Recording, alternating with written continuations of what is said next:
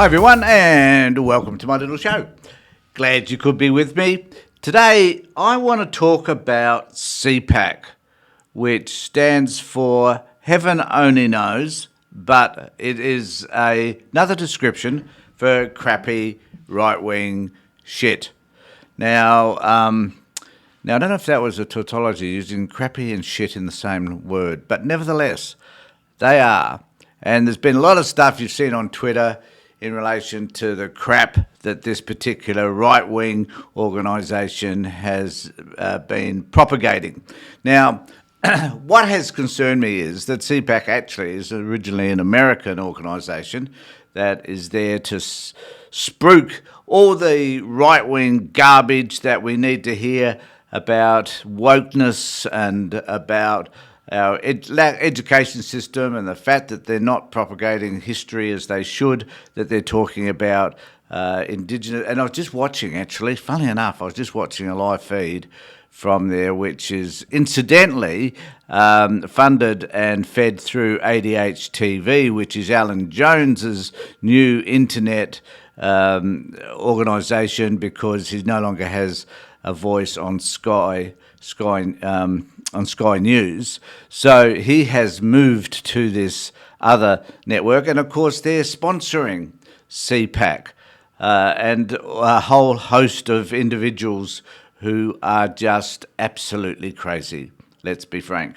So it is in this one organisation that we're seeing a replica of what's been happening in the United States. So if we are fearful at any level that the United States itself will propagate stuff so that it becomes a part of who we are, it is already happening.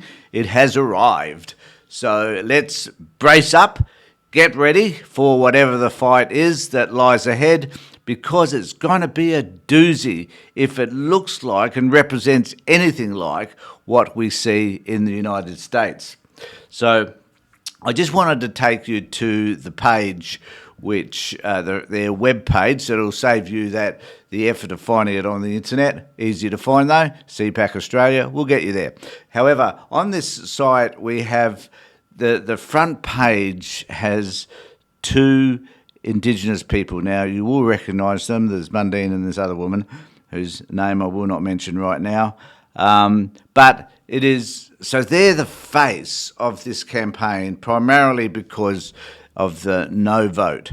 So they are there to let us know that they are right-wingers, even though Warren Mundine at one point was president of the Labor Party. How people change. He's just kind of another Mark Latham, really. We've just got to wait and see him side into the sides of Pauline Hanson and see what happens as a result of all of that, because it would probably be short-lived. So this is the face. So these people have sold their soul to the right wing for the sake of simple recognition and the fact that they are looking for a little bit of acknowledgement, I guess, because perhaps they were not getting the acknowledgement they thought they needed from the First Nations people. So there they are. So what does CPAC mean? What does it stand for? What's the important things about CPAC that you and I need to know if we are to either support or to criticise this particular organisation? Well, like most organisations of their type, they are definitely there trying to convince us that they are fair and equitable. Oh, a bit like Fox News, actually, even though we know that that is totally untrue and that they are anything but during their prime time news items or opinion pieces, anything but fair. And, this reminds me a little bit like Sky News, in fact. So these people are trying to sell us something which they struggle to be able to sell us. So I'm just going to take you to the About page. And here, so it is interesting to note that CPAC is a values-based, non-profit organisation. So the question I guess we need to be asking at this point are, what are their values? What values do they hold that are specifically significant that should influence those people that sit on their side of the fence? So their values, though, are, according to this, espoused by Howard. Well, we would need to follow that. And I love the way they put Howard at the beginning, and then they have Reagan, and then they have Thatcher. So they're trying to incorporate the three AUKUS countries as best as they could. Well done. I'm sure that everybody's noting the fact that they're a kind of worldwide... Oh, no, they're not. They only have three countries. But nevertheless, they're trying to influence the way you and I might be thinking about politics, and particularly those people who sit on the right wing of politics. And so, even though they're talking about Howard, Reagan and Thatcher, it is interesting to note here that they are exploring new ideas and themes for the coming generations.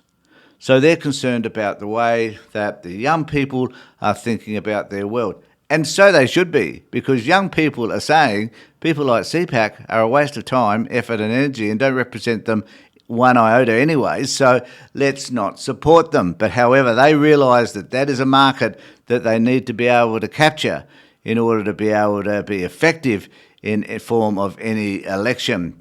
Our mission is to create, inspire events and impactful campaigns for those that support our values and love of Australia.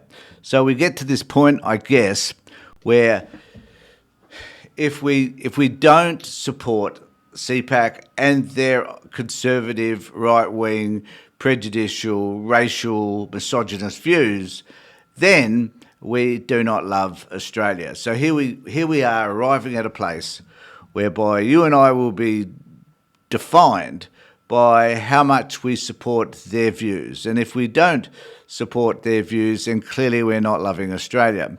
The interesting thing is that I don't think we ever get on the left of politics people saying that because you don't support our views, you're not loving Australia. What we would tend to say is that because your views are so racist and misogynist and anti-LGBTQ plus communities, that you are prejudiced, is what we would say, but we wouldn't certainly refer to you as not supporting or loving your country. That is a very American idea and certainly brings in this notion of patriotism, which of course is something that we all must be mindful of, because under all circumstances, regardless of who is in power, we should be patriotic to the leader, and we should probably, according to them, celebrate autocracy, as is the case with Donald Trump. So there's CPAC's philosophies. Whoops. So I'll go to this one. So CPAC's philosophy, sovereignty resides in the person. So I thought this was an interesting one, because sovereignty resides in the person is a freedom movement trope. So it is saying that because we are the person, therefore we're not responsible. The laws that exist in our land are not responsible to us. So if we're in a motor vehicle, we're not riding in a motor vehicle on a road, we're just travelling. And because we're travelling, and there's some maritime law that talks about travelling, or there's some prehistoric event that comes from 1066 that says that travelling is okay and that no law should govern you, then it's okay just to tell police and others, even if you're speeding or driving on the wrong side of the road, that you are simply travelling and that you are okay and that you are a person. You're not represented by governments of any description, because you are a person and need to be recognised as such.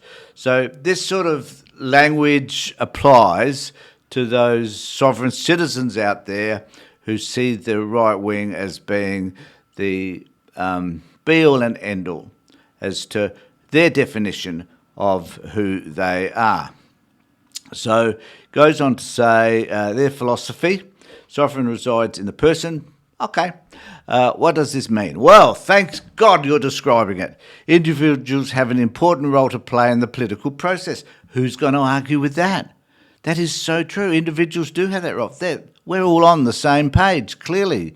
We recognise the inherent rights and freedoms that individuals possess and the need to ensure that the political system reflects their interests and will.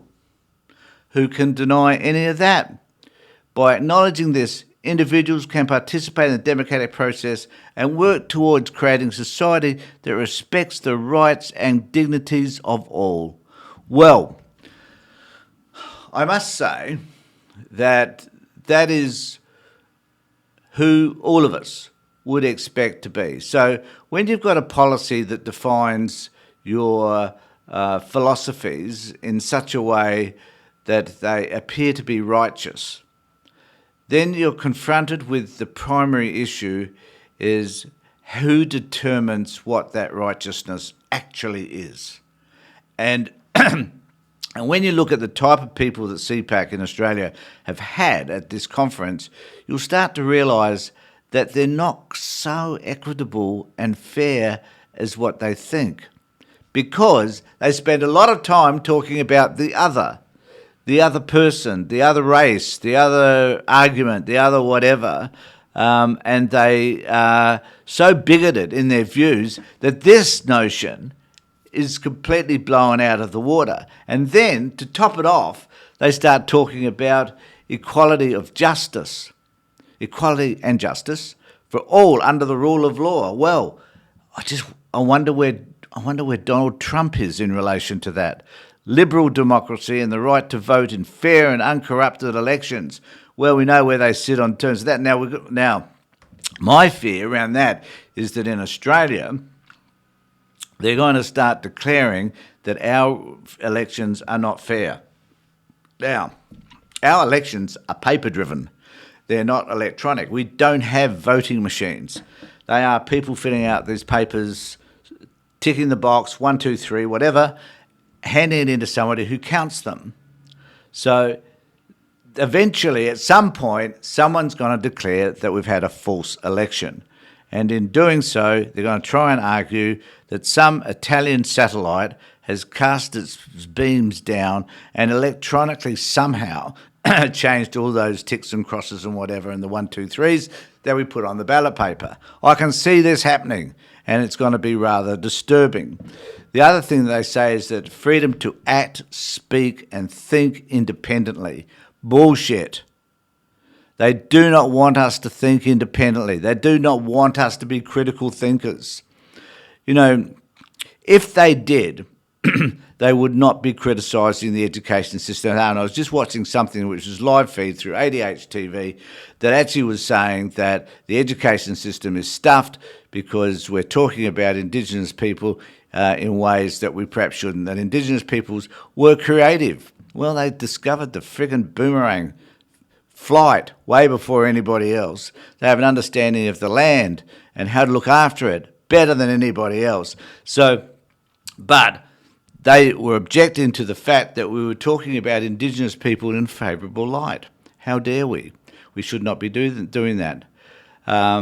Peace and security, free from threats of aggression, war, terrorism, oppression and crimes against humanity. And that's okay, I think, providing you're doing all that you can do in order to adhere to their principles. Then you are doing all that stands around freedom of aggression, whatever. If you're doing something that contravenes their values and beliefs, they could probably be the aggressor. And that would be fine by them, because that is really what they are about. Opportunity for every person to contribute and flourish in a prosperous, free enterprise economy, and no one's going to argue with that one either. So, just to finish off, it is important to note that all of those things generally we would agree with. However, the application of each of those values in reality is evident within their CPAC conference, whereby we can look at the conference and see that those values are not adhered to. They are crap. They are garbage. They are simply things that they think look good on the outside, but when you actually see them in operation, they do not work, because primarily they are a racist organisation themselves, and certainly they are not about free speech and all the other things that you and I find so important. So that's CPAC. Hope you've enjoyed not watching it. Please do not.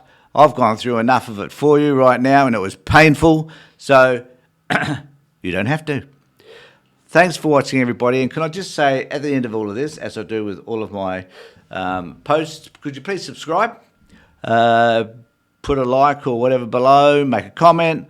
That's all fine. And if you'd like to contact me, you can contact me on this particular email address and I'll get back to you. And if ever you want to have a conversation with me on my channel about some of the issues that I've raised, whether you disagree with me, whatever it might be, happy to have that conversation with you. Let me know. We could organise a time to have an on-air chat. Thanks, everybody, for being with me. Take care. Look after yourselves. And more importantly, be safe.